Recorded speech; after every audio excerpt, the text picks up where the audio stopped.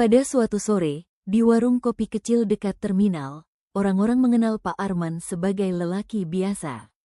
Bajunya rapi tapi tak mencolok, motornya tua, dan pesanannya selalu sama, kopi hitam tanpa gula.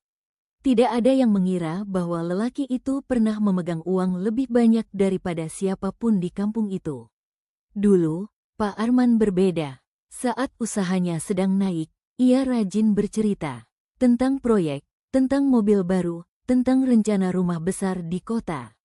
Media sosialnya penuh foto, jam tangan, makan malam mahal, tiket pesawat.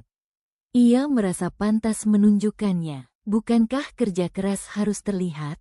Lalu suatu malam, segalanya berubah. Rekan bisnisnya menghilang membawa modal. Proyek yang dipamerkan berhenti di tengah jalan. Bank menagih, pelanggan membatalkan pesanan, dan telepon berdering hanya untuk menanyakan utang. Orang-orang yang dulu memberi tepuk tangan, kini memberi jarak.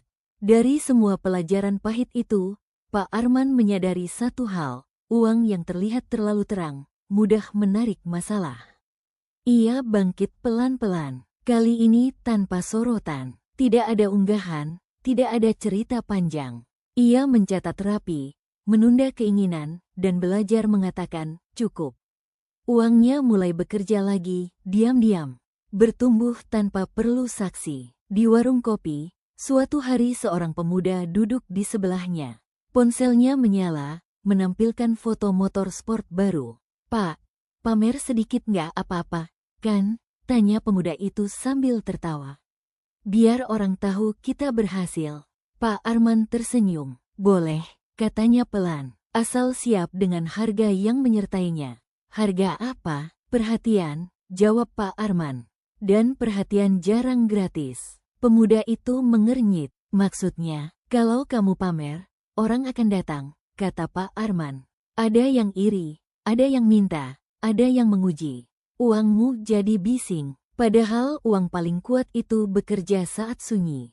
Pemuda itu terdiam. Pak Arman melanjutkan, "Dulu saya pikir uang itu bukti. Sekarang saya tahu, uang itu alat.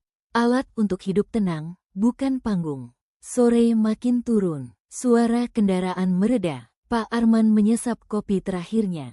Di kepalanya, tidak ada daftar barang yang ingin dibeli untuk dipamerkan. Yang ada hanya rencana sederhana, menambah dana darurat, memperbaiki atap rumah, dan menabung untuk sekolah anaknya. Ketika ia berdiri hendak pergi, pemuda itu bertanya lagi, "Jadi, Pak, tanda orang ngerti uang itu apa?" Pak Arman berpikir sejenak. "Bukan soal berapa banyak," katanya, "tapi seberapa sedikit yang perlu dia jelaskan." Ia pergi dengan motornya yang tua. Tidak ada yang menoleh, tidak ada yang memotret, namun langkahnya ringan, uangnya aman. Dan di dunia yang gemar berisik, Pak Arman memilih satu kekayaan yang jarang dibicarakan, ketenangan. Malam itu, pemuda itu menghapus satu unggahan. Bukan karena takut miskin, tetapi karena mulai paham, kadang, diam adalah keputusan paling mahal nilainya.